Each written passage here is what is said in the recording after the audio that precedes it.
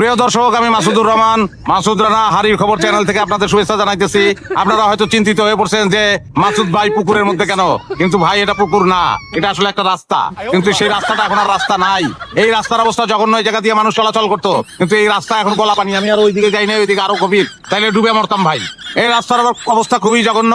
যথাযথ কর্তৃপক্ষের দৃষ্টি আকর্ষণ করতেছি যে এই জায়গার রাস্তাটা যেন মেরামত করতে হয়। এটা প্রায় ডুবে যাচ্ছে, এরকম অবস্থা।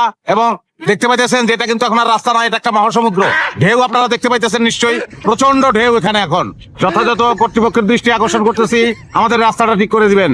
বিদায় নিচ্ছি সবার কাছ থেকে, ধন্যবাদ, ভালো থাকবেন সবাই। ওই সাইড বন্ধ কর। ভিডিও করছো ঠিক মতন? ঠিক মতো করছি ভাইজান। হ্যাঁ, এমন ভিডিও করছি ভাইজান, আমরা যে পাটপারি করতেছি কেউ ধরতেই পারবো না। তোর আমি না করছি যে এটা আমাকে পেশা, বাটপারি কর।